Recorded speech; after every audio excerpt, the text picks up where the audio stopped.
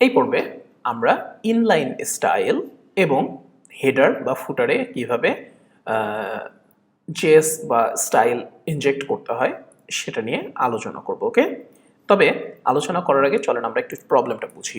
ধরেন আমাদের একটা শর্টকট আছে, যে শর্টকটটা মনে করেন একটা ডিভের মধ্যে যে কোনো অ্যাটাচমেন্টকে মানে মিডিয়া অ্যাটাচমেন্টকে ব্যাকগ্রাউন্ড ইমেজ হিসেবে দেখাতে পারে। হ্যাঁ, সো আমরা এখানে একটা শর্টকট করি, অ্যাড শর্টকট, ধরেন বিজি মিডিয়া মানে ব্যাকগ্রাউন্ড মিডিয়া, জাস্ট একদম সিলি একটা শর্টকট। ওকে, ধরেন আমাদের যেহেতু এটা ক্লাসের মধ্যে আছে, সো আমাদের প্রিফিক্স করাটা অতটা ইম্পর্ট্যান্ট না, তারপর আমরা পিছুগুলো প্রিফিক্স করে নিতে পারি। BG media shortcut. Okay, ASN মানে হচ্ছে অ্যাসেটস নিনজা। আমরা এবার শর্টকটটা করি, সরি ফাংশন। এখানে আমরা অ্যাট্রিবিউটস নিচ্ছি এবং আমরা ডিফল্ট আমাদের কোনো কিছু নাই, ধরেন আমরা একদম ইয়া করে লিখে যাই। সো ধরেন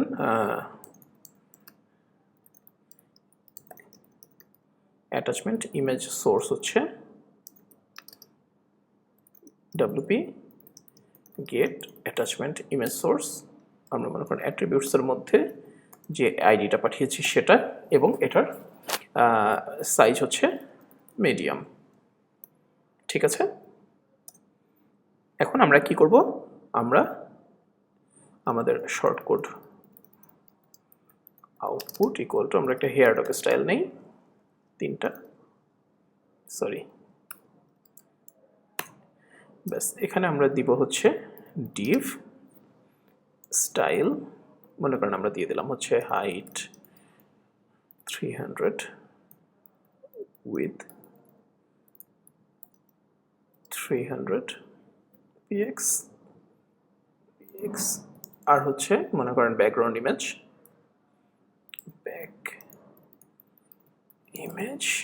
ইউআরএল।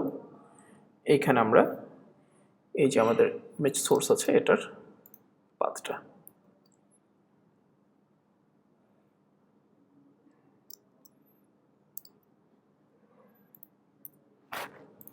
জিরো।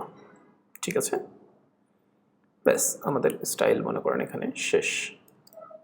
এবার আমরা এটাকে রিটার্ন করে দিই, রিটার্ন শর্টকট আউটপুট। একদম সিলি একটা মনে করেন স্টাইল। এখন দেখেন এখানে ডাইনামিক পার্টটা কোনটা, যে ব্যাকগ্রাউন্ড ইমেজ, কারণ এটা ক্যালকুলেটেড প্রপার্টি, এটা আমি একটা জায়গা থেকে ক্যালকুলেট করে এনে বসাচ্ছি, তাই না? ওয়ার্ডপ্রেসে যদি আপনি ব্যাকগ্রাউন্ড ইমেজটা এটা কিছু ক্ষেত্রে অ্যালাউড, তবে যদি পসিবল হয় ওয়ার্ডপ্রেসের কমিউনিটি বা রিভিউইং কমিউনিটি ওরা বলে যে আপনার যতক্ষণ পসিবল আপনি এটা ইনলাইন স্টাইল হিসেবে ইউজ করবেন, যতক্ষণ ইনলাইন স্টাইল হিসেবে ইউজ করবেন না। এই যে এটা তখন ইনলাইন স্টাইল আছে না, সো এটাকে আমরা কিভাবে করব, মনে করেন অ্যাড ইনলাইন স্টাইল নামে একটা ফাংশন আছে, ওটা দিয়ে আমরা হেডের মধ্যে বা যেখানে এনকিউ হচ্ছে আমাদের স্টাইলগুলো, সেখানে আমাদের মেইন সিএসএসটা লোড হওয়ার পরেই ইকো করে দিতে পারি। সেটা কিভাবে করবো চলে দেখি। তো ধরেন আমরা শর্টকাটটা একটা জায়গায় ইউজ করি, মনে করেন আমরা একটা পোস্টে আসলাম, আর একটা জায়গায় মিডিয়াটা আমরা খুলে রাখি, কোন মিডিয়াটা আমরা দেখবো দেখি। ফর এক্সাম্পল মনে করেন এই মিডিয়াটা, এটার আইডি হচ্ছে 207। Okay great. সো আমরা ধরেন এই ওয়ার্ড কাউন্টের মধ্যেই আমরা দেখাইতে চাই।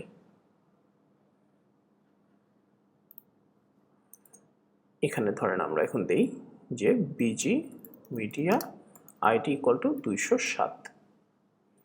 ওকে ব্যাস, আপডেট। এবার চলেন আমরা দেখি।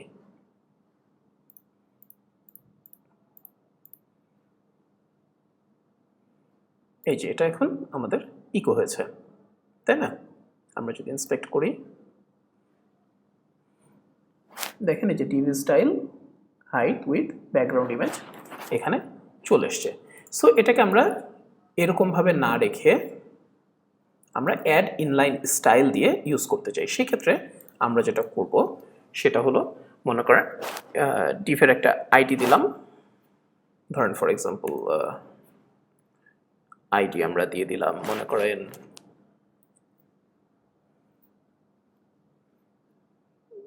ধরেন বিজি মিডিয়া, জাস্ট বোঝানোর জন্য, রাইট? ইউজ কেসটা হয়তো অতটা পারফেক্ট না, কিন্তু আপনি আশা করি বুঝতে পারবেন যে কীভাবে ইউজটা হচ্ছে।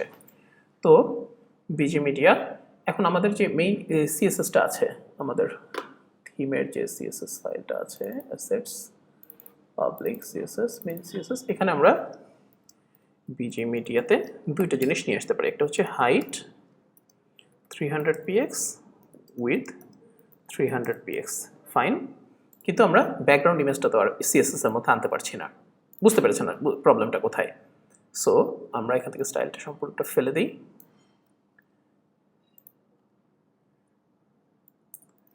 আমরা যেটা করব, আমাদের যে সিএসএস ফাইলটা যেখানে লোড হচ্ছে এই যে এখানে, এরপরেই আমরা একটা নতুন কোড লিখব, add inline style, WP add inline style. এবার কি করব, এবার হচ্ছে প্রথমে হ্যান্ডেলটা দিতে হবে, অথবা কার পরে এটা ইকো হবে, আমাদের মেইন সিএসএস এর পরে এটা ইকো হবে। ওকে, এবার কি, এবার হচ্ছে আমাদের ডাটাটা। তো আমরা ডাটাটা ধরেন এখানে লিখে দেব যে ডাটা ইকুয়াল টু, এইখানে আমরা বলে দিই ধরেন ফর এক্সাম্পল আমরা ফিক্সড এই করি, ফিক্সড মিডিয়া একটা বের করি, হ্যাঁ 207 মিডিয়াম, না এটা এটা এটা বাইরে। এবার আমরা এখানে লিখব হচ্ছে background busy media background image URL, এখানে আমরা দিয়ে দেবো অ্যাটাচমেন্ট, ঠিক আছে। এগেইন পুরো জিনিসটাই জাস্ট বোঝার জন্য। এবার আমরা এখানে ডাটা পাস করি, ব্যাস। এখন দেখেন আমরা যদি রিফ্রেশ করি,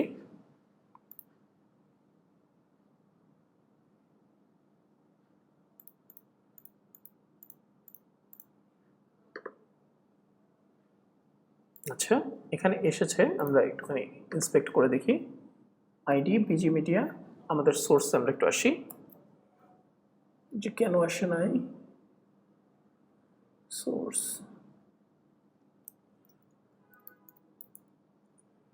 বিজি মিডিয়া, এই যে ব্যাকগ্রাউন্ড ইমেজ URL, ওহো এই যে এখানে আমরা সেকেন্ড ব্র্যাকেট ইউজ করেছি, সরি।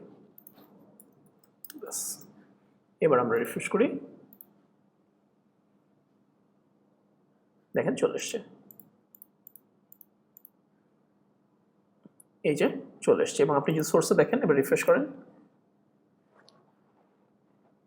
এই যে আমাদের যে হ্যান্ডেলটা ঠিক তারপরেই অটোমেটিক্যালি দেখেন এখানে ইকো হয়ে গেছে, আমরা যেটা ইকো করতে চাই।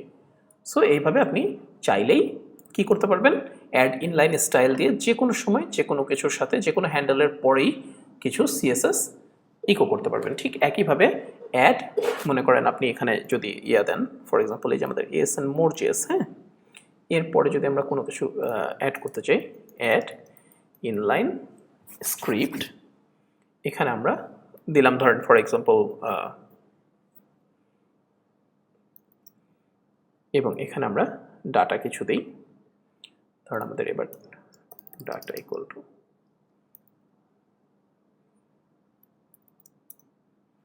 ব্যাস এখানে ধরেন আমরা একটা alert hello from inline script দেই। ওকে, এবার আমরা এখানে ডাটাটা অ্যাড করি, দেখি কি হয়। আমাদের More.js-টা কোথায় ছিল, More.js এই যে, দেখি এরপরে আমাদের কোনো কিছু ইকো হয় কিনা, এই যে দেখেন অটোমেটিক্যালি চলে এসছে ঠিক এটার পরেই More.js।